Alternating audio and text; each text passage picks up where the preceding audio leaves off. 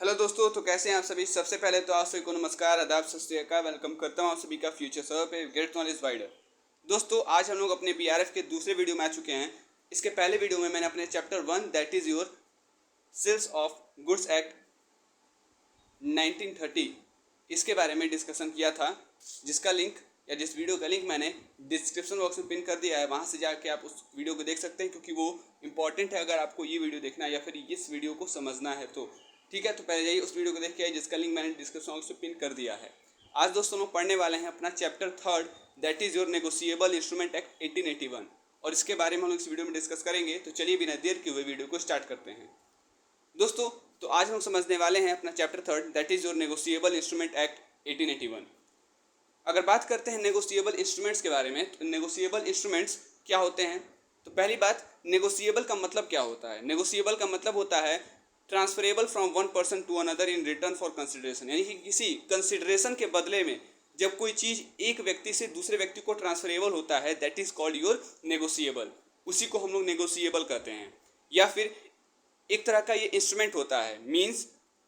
और नेगोशिएबल का मतलब क्या होता है। नेगोशिएबल का मतलब होता है वो चीज़ जो कि एक व्यक्ति से दूसरे व्यक्ति को ट्रांसफरेबल है किसी चीज़ के बदले में, यानी कि उसके बदले में कुछ मिलेगा जिससे वो चीज़ क्या होगा, एक व्यक्ति से दूसरे व्यक्ति को ट्रांसफर होगा। मान लेते हैं दो व्यक्ति हैं ए और बी।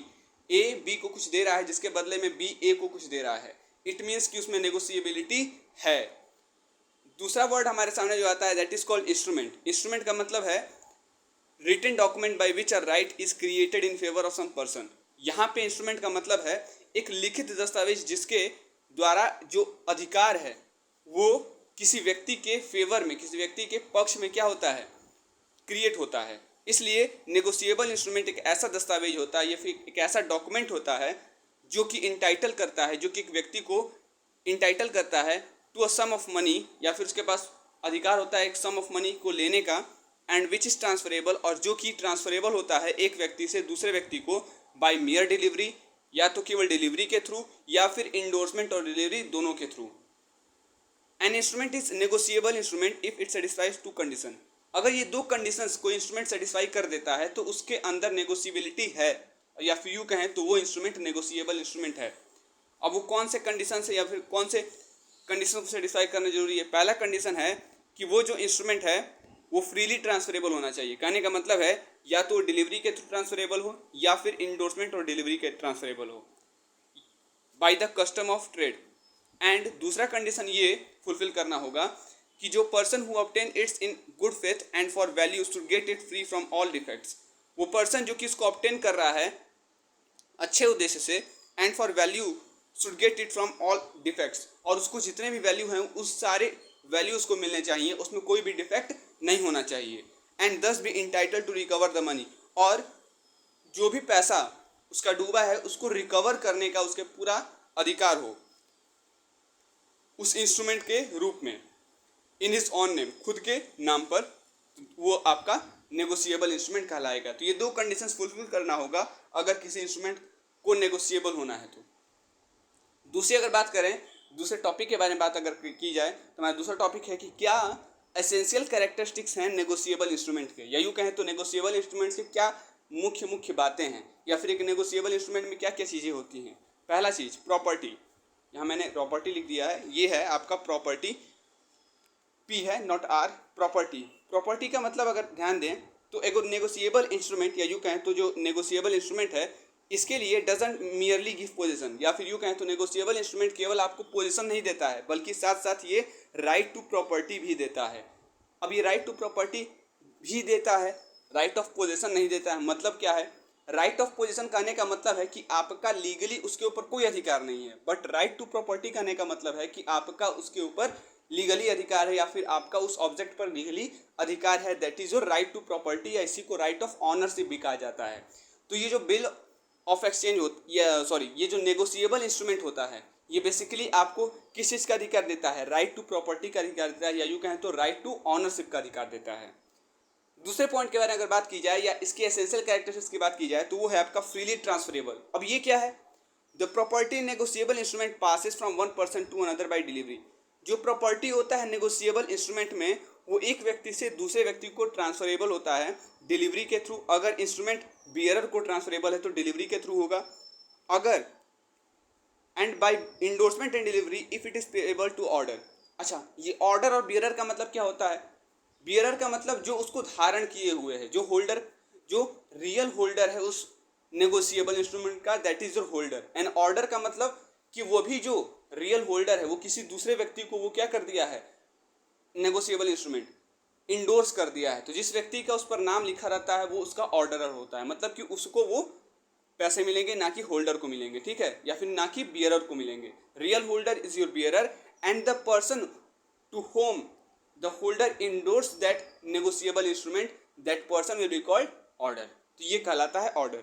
तो इंडोर्समेंट या डिलीवरी के थ्रू ऑर्डर होता है, और डिलीवरी के थ्रू, केवल और केवल डिलीवरी के थ्रू बियरर को जाता है। तीसरी अगर बात करें तो है गुड टाइटल। अब ये गुड टाइटल का मतलब क्या है? देखिए, अ होल्डर इन ड्यू कोर्स। अब ये होल्डर इन ड्यू कोर्स का मतलब क्या होता है?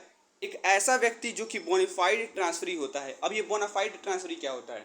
सपोज आप, या यूँ कहें तो आप एक भोले भाले ट्रांसफरी हो। ट्रांसफरी करने का मतलब बायर हो।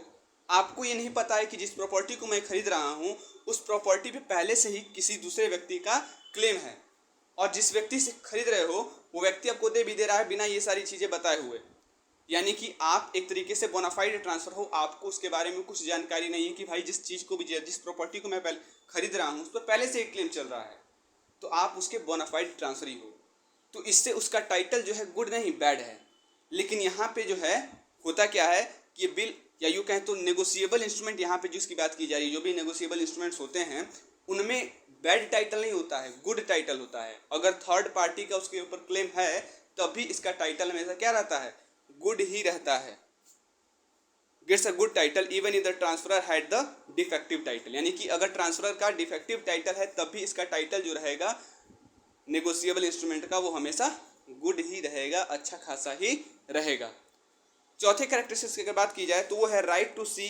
Right to see, not right to see, it's right to sue in own name. यानी कि खुद के नाम पर सू करने का अधिकार है। कहने का मतलब है कि जहां नेगोशिएबल इंस्ट्रूमेंट डिसऑनर्ड होता है वहीं ट्रांसफरी जो होता है उस नेगोशिएबल इंस्ट्रूमेंट का, उसके पास अधिकार होता है कि वो खुद के नाम पर क्या कर सकता है, सू कर सकता है, केस कर सकता है for the recovery of the amount, amount के रिकवरी के लिए। पांचवें कैरेक्टरिस्टिक्स की अगर बात की जाए तो पांचवा कैरेक्टरिस्टिक्स है राइटिंग। नेगोशिएबल इंस्ट्रूमेंट हमेशा राइटिंग में होना चाहिए, लिखित रूप में होना चाहिए। सिक्स्थ अगर बात की जाए तो इस नेगोशिएबल इंस्ट्रूमेंट का जो मेकर है उसका इसके ऊपर दस्तावेज हो, दस्तखत होना चाहिए। दस्तखत करने का मतलब है सिग्नेचर होना चाहिए। जो भी इस नेगोशिएबल इंस्ट्रूमेंट को बना रहा है उसका उसके ऊपर हस्ताक्षर होना चाहिए, दस्तखत होना चाहिए, यूँ कहें तो सिग्नेचर होना चाहिए। अब बात करते हैं तीसरे टॉपिक पर, जो कि है आपका distinction between holder and holder in due course. Holder and holder in due course के बीच में अंतर क्या है? मीनिंग की अगर बात की जाए तो होल्डर का मतलब है वह कोई व्यक्ति जो कि अपने नाम पर उस चीज़ का इंटाइटलमेंट उसके पास होता है to possession of the negotiable instrument and to recover और receive the amount due thereon from the parties thereto. यानी कि जिस व्यक्ति से वो पैसे या वो राशि जो बकाया है उस व्यक्ति से उसको रिकवर करने का अधिकार होता है, और साथ ही साथ उसका उसके ऊपर पोजीशन होता है, आधिकारिक नहीं लेकिन नॉट लीगल बट रिलेशन होता है, दैट इज़ योर पोजीशन। और साथ ही साथ जो पैसे बकाए हैं उसको रिकवर करने का उसके पास अधिकार होता है, that is called your holder. वहीं अगर बात करें होल्डर इन ड्यू कोर्स के बारे में तो होल्डर इन ड्यू कोर्स का मतलब एक ऐसा होल्डर जो कि इंस्ट्रूमेंट को गुड फेथ में लिया है फॉर द कंसिडरेशन के लिए before it is over due होने से पहले इसको क्या कर लिया, उसने ले लिया है, and without any notice of defect in the title, बिना किसी नोटिस के कि उसके टाइटल में पहले से ही क्या है, डिफेक्ट है ऑफ द पर्सन जिसने कि उसको क्या ट्रांसफ़र किया है, जिसने कि उस होल्डर इन ड्यू कोर्स को ट्रांसफ़र किया है, जिस इंस्ट्रूमेंट को, उसमें पहले से ही डिफेक्ट है, वो आपका होल्डर इन ड्यू कोर्स कहलाता है। यानी कि होल्डर इन ड्यू कोर्स एक ऐसा होल्डर होता है जो कि इंस्ट्रूमेंट को गुड फेथ में लेता है किसी कंसिडरेशन के लिए उसके ओवर ड्यू होने से पहले, और बिना किसी नोटिस के, डिफेक्ट टाइटल के, बिना किसी नोटिस के। दूसरे अगर डिस्टिंक्शन की बात की जाए तो वो है कंसिडरेशन। वह व्यक्ति जो कि अपने आप को होल्डर होने का क्लेम करता है, होल्डर इन ड्यू कोर्स होने का क्लेम करता है, उसे शो करना होगा कि he acquired the instrument for consideration, कि उसने उस इंस्ट्रूमेंट को एक्वायर किया है कुछ कंसिडरेशन के लिए, कुछ कंसिडरेशन के लिए उसको क्या किया, उसने एक्वायर किया। कंसिडरेशन करने का मतलब होता है वो चीज़ पैसा भी हो सकता है, वो चीज़ कुछ अदर चीज़ें भी हो सकती है। तो किसी कंसिडरेशन के लिए उसने क्या किया, उस चीज़ को एक्वायर किया है, वो चीज़ उसको शो करना होगा। हाउएवर कंसिडरेशन में not pass from holder of the instrument, वहीं कंसिडरेशन जो है वो अगर होल्डर ऑफ द इंस्ट्रूमेंट है तो कंसिडरेशन पास नहीं होता है, लेकिन होल्डर इन ड्यू कोर्स है तो कंसिडरेशन पास होता है। तीसरी अगर बात की जाए तो वह है टाइटल। जो नेगोशिएबल इंस्ट्रूमेंट का होल्डर होता है, इसके लिए किसी बेटर टाइटल की आवश्यकता नहीं होती है then that of the person from whom he acquired the instrument. उस पर्सन से, जिस पर्सन से उसने उस इंस्ट्रूमेंट को एक्वायर किया है, उससे कोई बेटर टाइटल की आवश्यकता नहीं होती है अगर बात की जाए नेगोशिएबल इंस्ट्रूमेंट के होल्डर के बारे में। लेकिन वहीं अगर होल्डर इन ड्यू कोर्स की बात की जाए तो उसके लिए आवश्यक है कि गुड टाइटल मिले।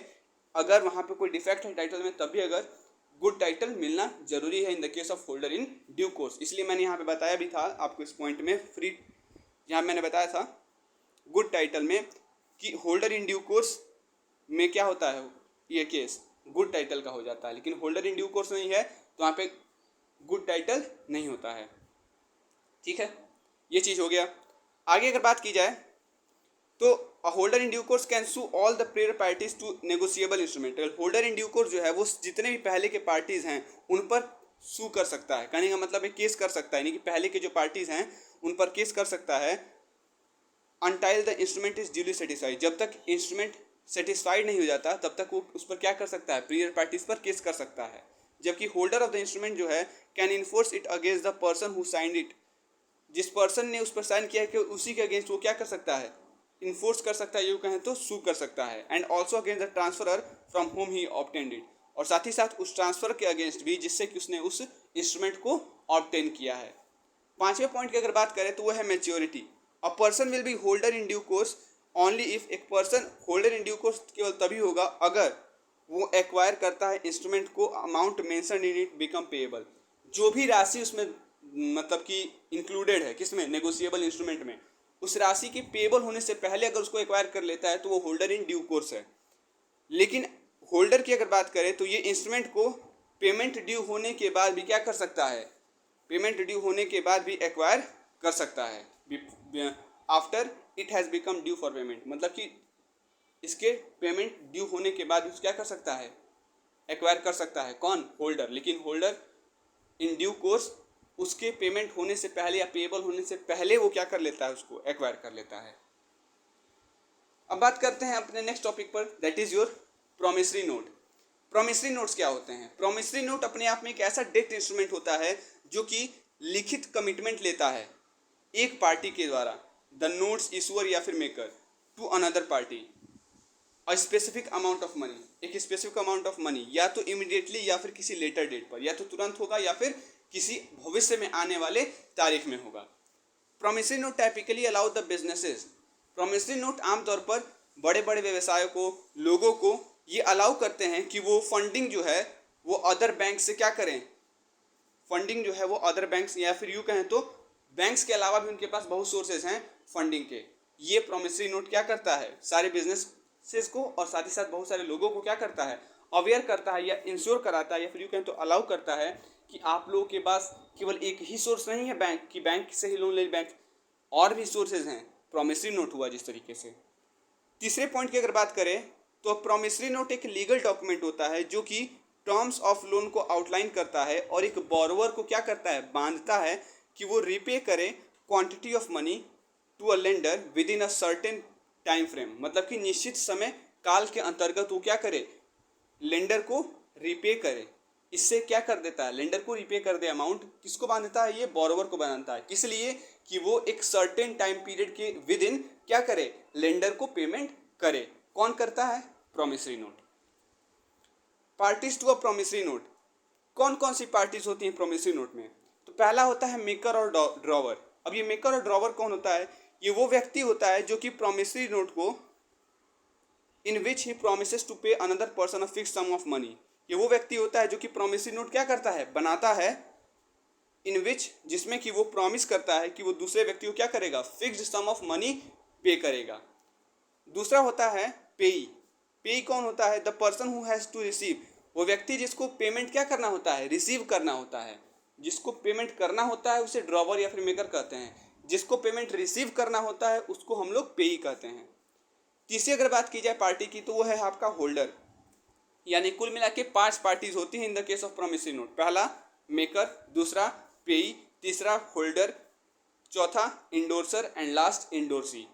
तीसरा आपका जो होल्डर होता है ये वो व्यक्ति होता है जिसके पास अधिकार होता है प्रॉमिसरी नोट को पोजेस करने का अपने नाम पर, और जो भी अमाउंट उस पर ड्यू है उसको रिसीव करने का उसके पास अधिकार होता है। ही में आइदर भी द ओरिजिनल पेई, हो सकता है ये होल्डर ओरिजिनल पेई हो या फिर ये कोई इंडोर्सी हो who has purchase the promissory note, या फिर ये हो सकता है कि होल्डर इन ड्यू कोर्स भी हो सकता है ये। चौथी अगर बात करें तो होता है इंडोर्सर। अब इंडोर्सर क्या होता है, ये प्रॉमिसरी नोट का होल्डर होता है जो कि क्या करता है, जो कि दूसरे व्यक्ति के फेवर में इसको क्या कर देता है, इंडोर्स कर देता है। यानी कि भाई उससे मेरा पैसा बकाया था ए और बी ने मुझसे पैसे उधार लिए, उसने वो मेकर हो गया, मैं यानी कि वो मेकर या फिर वो ड्रॉवर हो गया बी, और मैं मुझसे उधार लिए तो मैं कौन हो गया, पेई हो गया, क्योंकि एक सर्टेन टाइम फ्रेम के विदिन वो मुझको क्या करेगा, पेमेंट करेगा। ठीक है, आफ्टर दैट मैंने क्या किया कि मैंने किसी एक सी व्यक्ति से उधार लिए थे पैसे मैंने, तो अब सी व्यक्ति को मुझको पेमेंट करना होगा, तो इससे बढ़िया मैं क्या कर दूंगा, वो जो अमाउंट है वो मैंने सी व्यक्ति को क्या कर दिया, इंडोर्स कर दिया, तो वो आपका इंडोर्सी हो गया, वो आपका क्या हो गया, इंडोर्सी हो गया, और मैं क्या हो गया, इंडोर्सर हो गया। और साथ ही साथ इंडोर्सर ही कौन होता है, पेई होता है। तो अभी इंडोर्सी कौन होता है, इंडोर्सी वो व्यक्ति होता है जिसके नाम पर प्रोमिसरी नोट इंडोर्स किया जाता है। अब बात करते हैं distinction between bill of exchange and cheques. Bill of exchange और चेक के बीच में क्या अंतर है, ये हमारा लास्ट टॉपिक है। ड्रॉवी, अब बिल ऑफ एक्सचेंज में be drawn on any person. Bill of exchange जो है हम लोग किसी भी व्यक्ति पर क्या कर सकते हैं, ड्रॉ कर सकते हैं, इंक्लूडिंग अ बैंकर, जिसमें बैंकर भी हो सकता है। लेकिन चेक हमेशा बैंक पे ही ड्रॉ होता है, इसलिए सारे बिल चेक नहीं होते हैं लेकिन सारे चेक नेसेसरी बिल्स होते हैं। यानी कि सारे बिल चेक नहीं होते हैं लेकिन सारे चेक बिल्स होते हैं। All bills are not cheque but all cheques are necessary bills. दूसरे पॉइंट की अगर बात की जाए एक्सेप्टेंस, तो चेक के लिए किसी एक्सेप्टेंस की आवश्यकता नहीं होती है लेकिन बिल्स ऑफ एक्सचेंज के लिए एक्सेप्टेंस की आवश्यकता होती है। तीसरी अगर बात करें तो डेज ऑफ ग्रेस। अब ये जो डेज ऑफ ग्रेस है कितने दिन का होता है आपको पता है, 3 दिन का होता है, लेकिन ये डेज ऑफ ग्रेस केवल बिल्स ऑफ एक्सचेंज में होता है। चेक के केस में डेज ऑफ ग्रेस जैसा कोई चीज नहीं होता है। चौथी अगर बात करें तो वो है पेमेंट। पेमेंट की अगर बात करें तो चेक हमेशा डिमांड पर पेबल होता है, जबकि बिल की अगर बात करें तो ये पेबल होगा डिमांड पर या फिर सर्टेन टाइम फ्रेम के एक्सपायरी के बाद। यानी कि 2 ऑप्शन अवेलेबल हैं इन the case of bill of exchange, लेकिन अगर चेक की बात की जाए तो केवल एक ही ऑप्शन है, that is demand, payable on demand. पांचवी अगर बात की जाए तो वो है प्रेजेंटमेंट। प्रेजेंटमेंट का मतलब है कि bills of exchange must duly presented for the payment to the acceptor, यानी कि उसको प्रेजेंट करना पड़ेगा एक्सेप्टर के सामने, ये दिखलाना पड़ेगा कि हाँ आपके नाम पर बिल्स ऑफ एक्सचेंज मैं बना रहा हूँ, आपको मैं इस पर साइन कर रहा हूँ, आप भी साइन करो, यानी कि उसको प्रेजेंट करना पड़ेगा एक्सेप्टर के पास। और else the drawer of the bill will, नहीं तो इससे क्या होगा, जो ड्रॉवर होगा बिल का वो डिस्चार्ज हो जाएगा लाइबिलिटी से। वहीं अगर बात करें चेक के ड्रॉवर के बारे में, तो चेक का जो ड्रॉवर होता है is not necessary discharge from his liability, वो अपने लाइबिलिटी से डिस्चार्ज नहीं होता है। यहाँ पे ये मत समझिएगा कि जो आपका ड्रॉवर है चेक का, उसको या उसके सामने बिल ऑफ एक्सचेंज अगर साइन नहीं करता है तो उसका लाइबिलिटी डिस्चार्ज हो जाएगा, ऐसा कोई बात नहीं है in the case of cheque. लेकिन बिल्स ऑफ एक्सचेंज में एक्सेप्टर के सामने आपको शो करना पड़ेगा, उसको प्रेजेंट करना पड़ेगा, तभी वो एक्सेप्ट माना जाएगा। लेकिन ऐसा केस चेक में नहीं होता है, या फिर ऐसे केस में चेक में लाइबिलिटी डिस्चार्ज नहीं होता। लेकिन बिल्स ऑफ एक्सचेंज की बात करें, अगर उसको प्रेजेंट नहीं किया गया तो उसका जो लाइबिलिटी है ड्रॉवर का डिस्चार्ज हो जाएगा। 6th पॉइंट की अगर बात करें तो वो है क्रॉसिंग। चेक को क्रॉस किया जा सकता है, चेक को क्रॉस किया जा सकता है, but there is no such provision in case of bills of exchange. लेकिन ऐसा कोई नियम बिल्स ऑफ एक्सचेंज में नहीं होता है कि क्रॉस की आवश्यकता होती है, क्रॉस नहीं होता है, क्रॉसिंग उसमें नहीं होता है चेक में। चेक कर रहे हैं बिल्स ऑफ एक्सचेंज में, बट चेक में क्रॉसिंग होता है। 7th पॉइंट की अगर बात करें तो वो है आपका नोटिस ऑफ डिसऑनर। जब भी चेक पूरा नहीं होता है तो नोटिस ऑफ डिसऑनर, जब चेक भसता नहीं है तो क्या होता है कि जो नोटिस ऑफ डिसऑनर है इसकी आवश्यकता नहीं होती है। Want of assets in the hands of banker is sufficient notice. जो एसेट्स का वांट है ना बैंकर के हाथों में, वो एक अपने आप में पर्याप्त नोटिस है। लेकिन अगर बात की जाए बिल्स ऑफ एक्सचेंज में, तो इसमें नोटिस ऑफ डिसऑनर देना आवश्यक है। इट्स अगर पॉइंट की बात की जाए तो वो है आपका payable to bearer on demand. A cheque can be drawn payable to bearer on demand but a bill of exchange can not be so drawn. कह रहा है कि चेक जो है वो cheque can be drawn payable to bearer on demand, जो demand पर bearer को जो पेबल है जो चेक, उसको ड्रॉ किया जा सकता है, लेकिन बिल्स ऑफ एक्सचेंज को ड्रॉ नहीं किया सकता। यानी कि जो पैसा, जो अमाउंट पेबल है डिमांड पर बियरर को, वो हम बिल्स ऑफ एक्सचेंज में ड्रॉ कर सकते हैं, लेकिन चेक के केस में ड्रॉ नहीं किया जाता। बात करते हैं अपने 9th पॉइंट पर, दैट इज और stamp, not stump, stamp. A cheque doesn't require any stamp whereas bill except in certain cases must be stamped. Cheque के लिए किसी भी स्टैम्प की आवश्यकता नहीं होती है, लेकिन वहीं अगर बिल की बात की जाए, कुछ केसेस को छोड़कर स्टैम्प होना जरूरी है in the case of bills of exchange. 10th अगर बात की जाए पॉइंट, जो कि हमारा लास्ट पॉइंट है इस टॉपिक का भी, हमारा लास्ट सब टॉपिक भी है, that is your counter demanding of payment. Counter demanding of payment क्या होता है? अ चेक में भी revoked by counter demand of payment. Payment का काउंटर डिमांड करके हम लोग चेक को क्या कर सकते हैं? रिवोक कर सकते हैं, खत्म कर सकते हैं। Moreover in the case of cheque the notice of customer death और insolvency automatically requires the bank. अब ये काउंटर डिमांड होता क्या है, पहले ये समझ जाइए। काउंटर डिमांड करने का मतलब है जब एक पार्टी दूसरे पार्टी के डिमांड के रिस्पॉन्स में डिमांड करती है, उसे काउंटर डिमांड कहा जाता है। जब एक व्यक्ति या जब एक पार्टी दूसरे पार्टी के डिमांड के रिस्पॉन्स में डिमांड करती है, उसे हम लोग काउंटर डिमांड कहते हैं। Moreover, in the case of check, the notice of customer death or insolvency automatically requires bank not to make the payment of check। वही चीज कह रहा है कि जो चेक है, इसके केस में काउंटर डिमांड नहीं होता है।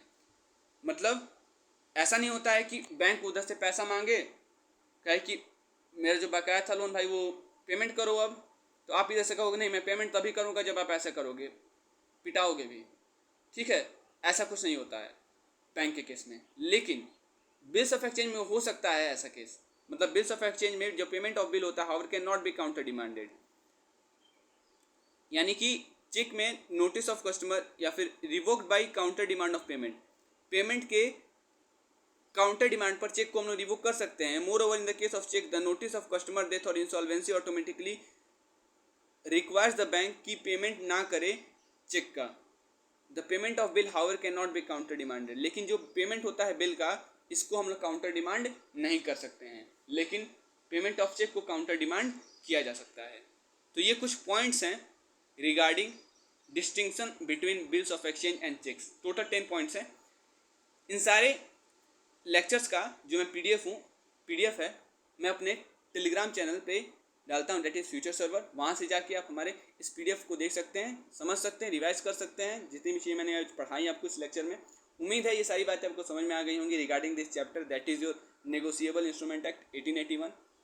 और एक और बात इस नेगोशिएबल इंस्ट्रूमेंट एक्ट 1881 के बारे में, ये negotiable instrument act 1881 just like Jammu and Kashmir में जिस तरीके से लागू नहीं होता था आपका सेल्स ऑफ गुड्स एक्ट 1930, उसी प्रकार से ये भी नेगोशिएबल इंस्ट्रूमेंट एक्ट 1881 भी जम्मू एंड कश्मीर में लागू नहीं होता है। ध्यान दीजिएगा, negotiable instrument act 1881 Jammu Kashmir में लागू नहीं होता है। और कब से? तो मार्च 1 1882 से ही लागू नहीं होता है, ठीक है। मार्च 1 1882 में डिसीजन लिया गया कि जम्मू कश्मीर में लागू नहीं होगा, हर एक जगह लागू होगा बट जम्मू कश्मीर में लागू नहीं होगा, ठीक है। नेगोशिएबल इंस्ट्रूमेंट एक्ट 1881, जैसे कि आपका सेल्स ऑफ गुड्स एक्ट 1930 था, उसी प्रकार ये भी जम्मू एंड कश्मीर में लागू नहीं होता है।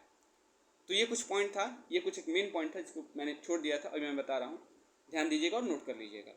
उम्मीद है ये सारी बातें आपको समझ में आ गई होंगी regarding this chapter, that is the negotiable instrument act 1881।